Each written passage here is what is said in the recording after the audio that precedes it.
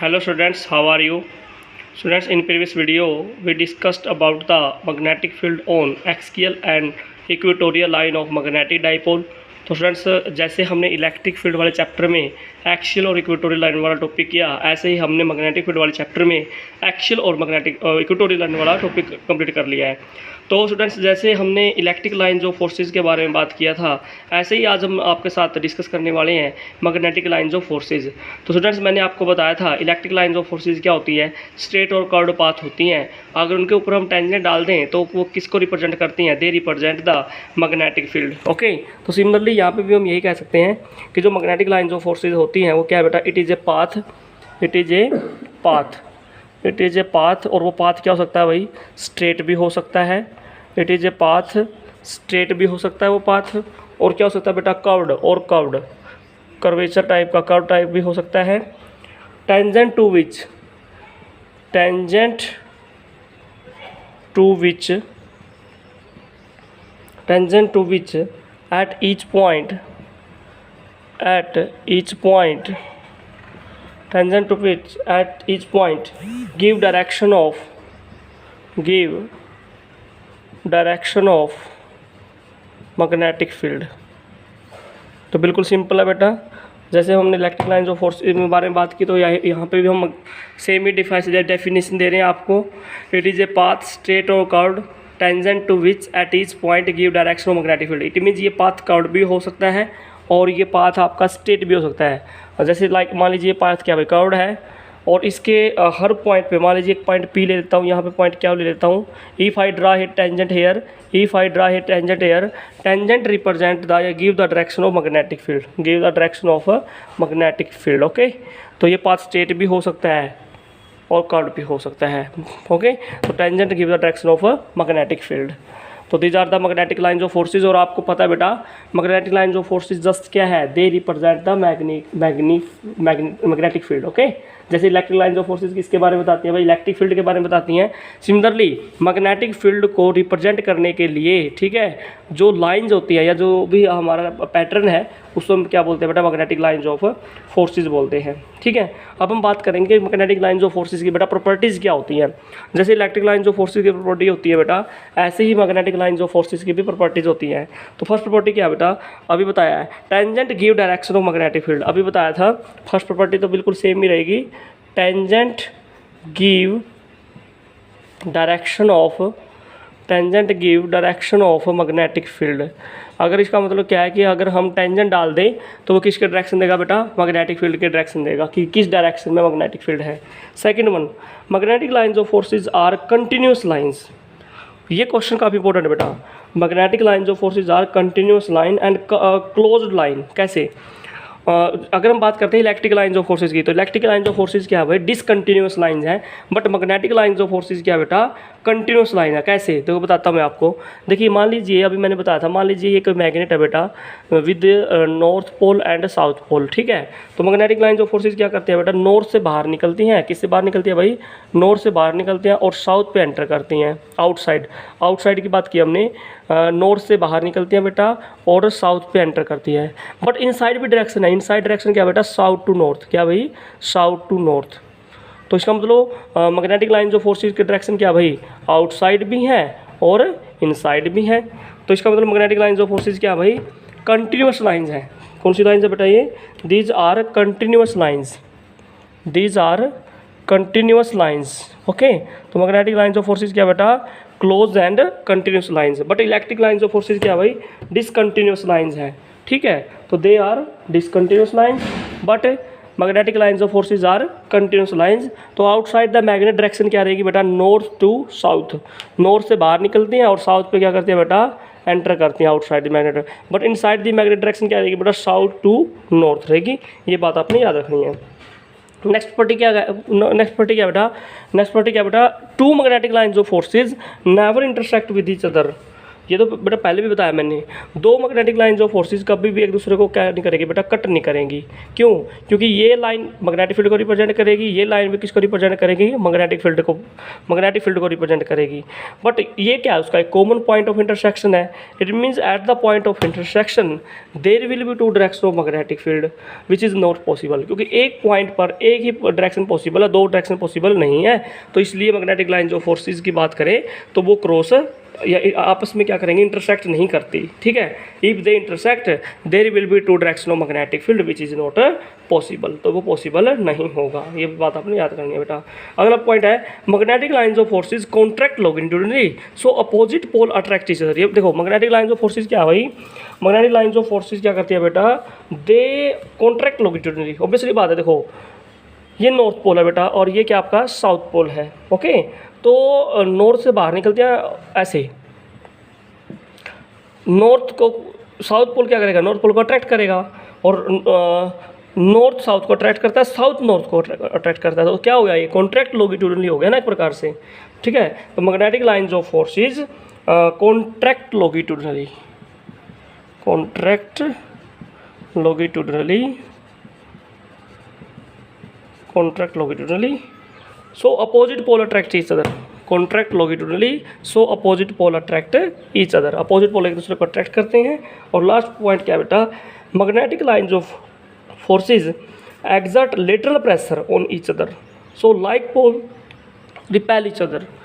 देखो बेटा, मान लीजिए this is north pole and this is also north pole, तो यहाँ से मान लीजिए मैग्नेटिक लाइंस ऑफ फोर्सेस चली और एक ये मैग्नेटिक लाइंस ऑफ फोर्सेस, दोनों लाइन आप इसमें क्या करेंगी भाई, they will repel each other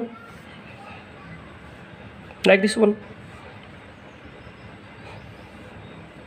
like this one. तो ये क्या कर रही है भाई, दे एक्सर्ट लेटरल प्रेशर, एक दूसरे के ऊपर क्या कर रही है, प्रेशर लगा रही हैं, जिसकी वजह से वो क्या कर रही है, अपने डायरेक्शन को चेंज कर रही हैं। So like pole repel each other, तो लाइक पोल क्या करते हैं बेटा, रिपेल करते हैं, और अनलाइक पोल क्या करते हैं भाई, अट्रैक्ट कर सकते हैं। उसके बेस पे हमने यहाँ पे प्रॉपर्टीज़ के बारे में बात की है। तो बेसिकली वन डिफरेंस यहाँ पे सबसे अलग है, वो क्या बेटा, कि इलेक्ट्रिक लाइंस ऑफ फोर्सेस तो क्या होती है भाई, डिसकंटिन्यूस लाइंस होती हैं, but magnetic lines of forces क्या होती है भाई, कंटिन्यूस लाइंस होती हैं। क्या होती हैं, continuous lines. Okay, keep in mind. Next topic discuss कर रहे हैं बेटा, दैट इज टॉर्क ऑन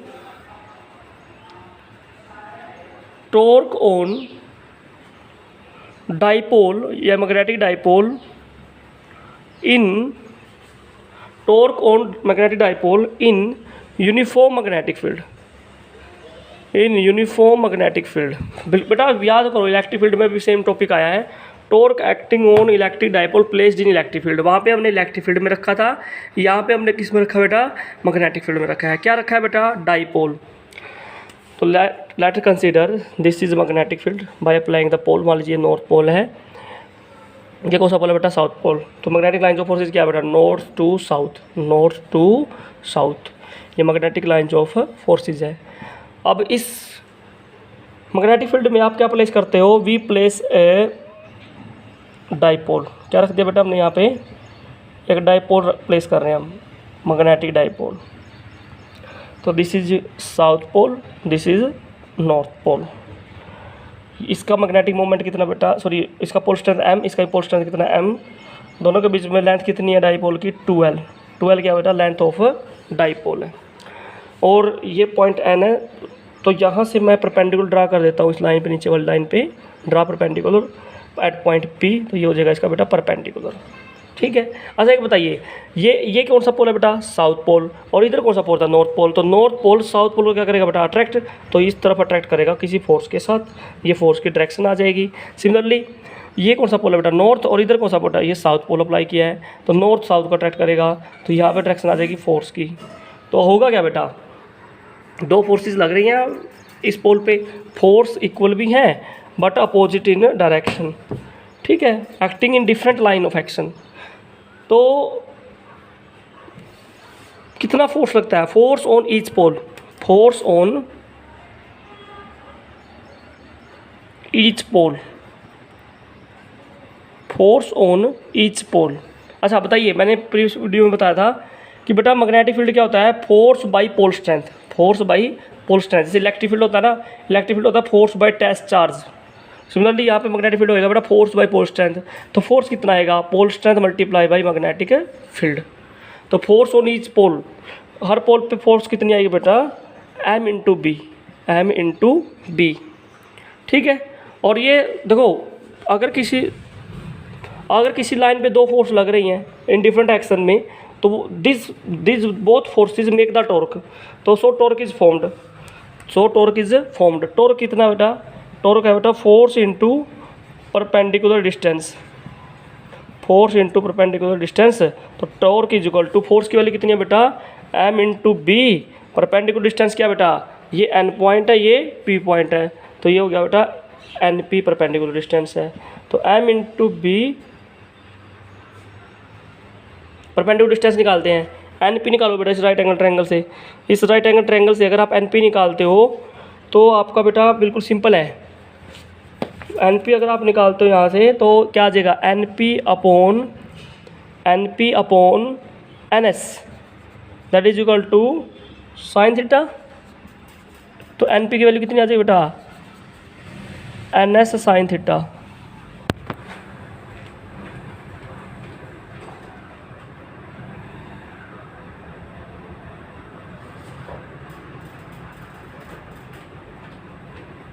तो from this right angle triangle बेटा, यहाँ से आपकी एन पी की वैल्यू कितनी आ गई, परपेंडिकुलर डिस्टेंस की वैल्यू कितनी आ गई बेटा, N S sine theta. What is N S, N S कितना बेटा 2L, तो ये आ जाएगी बेटा 2L sine theta that is equal to N P. Perpendicular distance निकल गई बेटा, पुट करो यहाँ पे perpendicular distance 2L sine theta, this is tau. अच्छा बताया था बेटा मैंने, पोल स्ट्रेंथ को अगर लेंथ ऑफ डाइपोल से मल्टीप्लाई कर दो, एम को 2L से मल्टीप्लाई कर दो तो एक आ जाएगा बेटा, this is magnetic dipole moment capital M. ठीक है, वहाँ पे था इलेक्ट्रिक फील्ड में था कैपिटल पी, और ये हो जाएगा बेटा B sine theta, this is your tau. ठीक है, अब बिल्कुल सिमिलर रिलेशन निकल गया बेटा आपका, रिलेशन आपका बेटा सिंपल निकल गया। याद करो इलेक्ट्रिक फील्ड में कितना फोर्स निकला था बेटा, सॉरी टॉर्क कितना था इलेक्ट्रिक फील्ड वाले केस में, वहाँ पे निकला था बेटा पी ई साइन थीटा, और यहाँ पे टॉर्क कितना है बेटा, एम बी साइन थीटा। यानी कि इलेक्ट्रिक फील्ड में ई आ गया, मैग्नेटिक फील्ड में बी आ गया बेटा, मैग्नेटिक फील्ड में मैग्नेटिक डाइपोल मोमेंट आ गया, इलेक्ट्रिक फील्ड में इलेक्ट्रिक डाइपोल मोमेंट आ गया बेटा, एंगल दोनों में सेम है। ठीक है, तो दैट इज़ वेरी सिंपल। अब यहाँ पे आप केसराइज कर सकते हो, थीटा 0 रख सकते हो, थीटा 90 डिग्री रख सकते हो, उसी अकॉर्डिंग भाई आपका स्टेबल और अनस्टेबल इक्विलिब्रियम निकल जाएगा। जैसे मैं कहता हूँ स्पेशल केसराइज करता हूँ इसमें, अगर थीटा क्या आपका बेटा 0 है, थीटा क्या बेटा आपका 0, इफ थीटा इज 0 तो क्या होगा, इफ थीटा इज 0, थीटा मान लीजिए 0 है बेटा, तो थीटा 0 करने का मतलब क्या है कि ये जो डाइपोल है आपका parallel to the magnetic field, okay, parallel to the magnetic field. तो इस केस में क्या हो जाएगा बेटा, टॉर्क कितना आ गया बेटा, एम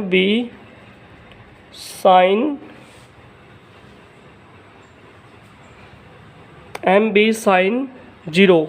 तो टॉर्क कितना आ गया बेटा 0, टॉर्क कितना आ गया बेटा 0, और ये किसकी कंडीशन है बेटा, स्टेबल इक्विलिब्रियम की। किसकी है बेटा, स्टेबल इक्विलिब्रियम। तो याद रखना भाई, अगर आपका थीटा 0 है तो इसका मतलब क्या बेटा कि जो आपका ये डाइपोल है एंगल पे, थीटा एंगल पे, ये एंगल है बेटा, this is the angle, this is angle theta. तो ये डाइपोल अगर मैग्नेटिक इस ऐसे पैरेलल हो जाए इस तरह, इस लाइन अलोंग, थीटा 0, तो टॉर्क भी कितना आ जाएगा बेटा 0 आ जाएगा। तो इससे बोलते हैं बेटा स्टेबल इक्विलिब्रियम। अगर मैं यहाँ पे थीटा पुट कर देता हूँ बेटा 180 डिग्री, थीटा कितना पुट कर देता हूँ 180 डिग्री, तो फिर भी टॉर्क कितना आएगा 0, बट वो कंडीशन क्या हो जाएगी बेटा, अनस्टेबल इक्विलिब्रियम हो जाएगी। क्या हो जाएगी बेटा, वो अनस्टेबल इक्विलिब्रियम। ओके, तो स्टूडेंट्स ये था आपका सेकंड टॉपिक, बड़ा ही ईजी था। अब बात करते हैं थर्ड टॉपिक की, बिल्कुल सेम है, यही टॉपिक को डिस्कस करेंगे हम। थर्ड टॉपिक क्या है, जैसे इलेक्ट्रिक फील्ड में निकाला था वही मैग्नेटिक फील्ड की बात कर रहे हैं। नेक्स्ट टॉपिक बेटा potential energy of dipole. Next topic क्या है बेटा, potential energy of dipole. Same इसी से रिलेटेड है बेटा topic, potential energy of dipole in magnetic field. Potential energy of dipole in magnetic field. In magnetic field. तो किसी डाइपोल को मैग्नेटिक फील्ड में रख दिया जाए तो कितनी पोटेंशियल एनर्जी उससे एसोसिएटेड होगी, वो बात है बेटा। तो once again let us consider a dipole placed in magnetic field, और बिल्कुल सेम बिल्कुल पिछले वाला डायग्राम आएगा बेटा, थीटा एंगल है मैग्नेटिक फील्ड का। तो बेटा आपको एक बात पता है कि अभी प्रीवियस टॉपिक से आपको पता है कि अगर किसी डाइपोल को मैग्नेटिक फील्ड में रख दें तो क्या लगता है उसके ऊपर, टॉर्क लगता है। तो टॉर्क कितना लगता है बेटा, torque will act on it, torque का बेटा mb sin थीटा, ये टॉर्क लगता है। आप लिखोगे we know when dipole is placed in magnetic field torque will act on it, this is the torque. और अभी देखो ये टॉर्क क्या करेगा भाई, टॉर्क का क्या होता है बेटा, turning effect. This torque will rotate the dipole, dipole का क्या कर देगा बेटा, रोटेट कर देगा। ठीक है, तो मान लेते हैं कि जो डाइपोल है कितने एंगल से रोटेट हो गया, स्मॉल एंगल से रोटेट हो गया। लेट डी थीटा मान लेते हैं angle of rotation, small rotation है, डी थीटा क्या है, स्मॉल रोटेशन है। तो अगर रोटेट हो गया बेटा तो ऑब्वियसली बात है जब किसी बॉडी पे फोर्स लगे और डिस्प्लेसमेंट आ जाए तो उससे बोलते हैं वर्क डन। सिमिलरली यहाँ पे टॉर्क लगा, रोटेशन आ गई तो वर्क डन आ गया बेटा। तो कितना वर्क डन हुआ, small work done. Small work done निकालेंगे पहले डी डब्ल्यू, वो क्या होती है बेटा, टॉर्क इनटू डिस्प्लेसमेंट। क्योंकि वर्क डन क्या होता है बेटा, फोर्स इनटू डिस्टेंस, यहाँ पे क्या है टॉर्क इनटू एंगल, क्योंकि फोर्स की जगह पे क्या लगा है, यहाँ पे टॉर्क लगा है, और रोटेशन क्या है, डिस्प्लेस किससे हुआ है, एंगल से हुआ है। तो स्मॉल वर्क डन आ गया बेटा, यहाँ पे वैल्यू पुट कर लीजिए, D W is equal to, इसकी वैल्यू कितनी है बेटा, M B sine theta into D theta बेटा। ठीक है, अब मान लीजिए अगर डाइपोल रोटेट हुआ है कितने एंगल से, मान ली इनिशियल एंगल था बेटा थीटा 1 और बाद में चला गया वो थीटा 2 पे, तो इनिशियल एंगल कितना थीटा 1 और फाइनल कितना थीटा 2। तो टोटल वर्क के लिए क्या करेंगे बेटा, नेट इंटीग्रेशन कर देंगे। तो इधर भी इंटीग्रेशन कर दीजिए, M B sine theta D theta, theta 1 से बेटा कितना आ जाएगा, थीटा 2 आ जाएगा। ठीक है, सारे बस एंगल ही चेंज हो रहा है तो सिर्फ एंगल वाले टर्म को अंदर रखेंगे, बाकी बाहर निकाल लीजिए। तो W is equal to M B बाहर आ गया बेटा, इंटीग्रेशन में क्या रह जाएगा, साइन थीटा, और थीटा 1 से थीटा 2 लिमिट आ जाएगी इंटू डी थीटा बेटा। अच्छा, साइन थीटा का इंटीग्रेशन क्या होता है बेटा, साइन थीटा का इंटीग्रेशन होता है minus cos theta. Sine theta का इंटीग्रेशन क्या आएगा बेटा, माइनस कोस थीटा। तो वर्क डन कितना आ जाएगा, W is equal to M B, इधर आ जाएगा बेटा माइनस कोस थीटा, और लिमिट आ जाएगी बेटा थीटा 1 से थीटा 2। ठीक है बेटा, तो अगर हम बात करते हैं माइनस के साथ तो माइनस बाहर निकाल लीजिए, माइनस एम बी, तो कोस थीटा अपर लिमिट बेटा थीटा 2, लोअर लिमिट माइनस लगा के पुट करते हैं theta 1, this is the W. अब माइनस को अंदर लेकर जाएंगे, एम बी अंदर लेकर जाइए बेटा, कितना आ जाएगा, cos theta 1 minus cos theta 2, ये आ जाएगा आपका टोटल वर्डन। और ये वर्डन ही क्या होती है बेटा, एनर्जी होती है। वर्डन क्या होती है बेटा, एनर्जी। तो this is the potential energy associated with dipole. ठीक है बेटा, तो अगर अब हम बात करते हैं, अगर थीटा 90 डिग्री है, यहाँ पे थीटा कितना बेटा 90 डिग्री। अच्छा एक मिनट पहले यहाँ पे केस कर लेते हैं। If dipole is initially perpendicular to magnetic field and then rotated to angle theta, मान लीजिए थीटा 1 को पुट कर लेते हैं बेटा 90 डिग्री, और थीटा 2 को कितना पुट कर लेते हैं बेटा 0। तो यहाँ पे बिल्कुल सिंपल केस आ जाएगा, कोस 90 0 और ये कोस 0 1, तो -1। तो यहाँ से देखा जाए तो पोटेंशियल एनर्जी कितनी आ जाएगी, यू या डब्ल्यू कितनी आ जाएगी बेटा आपकी, that is equal to M B. ठीक है, क्योंकि यहाँ पे मैंने पुट क्या किया है, कोस थीटा 1 को 90 डिग्री पुट किया, कोस 90 0, थीटा 2 को क्या पुट कर लिया बेटा, मान लीजिए थीटा पुट कर लिया, कितना पुट कर लिया बेटा थीटा।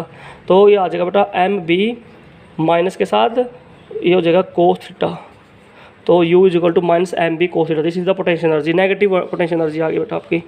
ठीक है, तो ये आपने याद रखना है। ओके, अब मान लीजिए थीटा 90 डिग्री है तो पोटेंशियल एनर्जी कितनी आ जाएगी, 0 हो जाएगी। थीटा अगर 0 है तो स्टेबल इक्विलिब्रियम आ जाएगा, अगर थीटा 180 डिग्री है तो अनस्टेबल इक्विलिब्रियम आ जाएगा। तो ये सारी कंडीशंस यहाँ से आप नोट कर सकते हो। तो फ्रेंड्स आई थिंक आपको ये तीनों टॉपिक समझ में आए हैं, और इनमें कुछ न्यू मैंने ऐड नहीं किया है, सेम वही टॉपिक है जो इलेक्ट्रिक फील्ड में से स्टूडेंट्स। ठीक है, तो if you have any problem you can take it out students. Thanks for watching.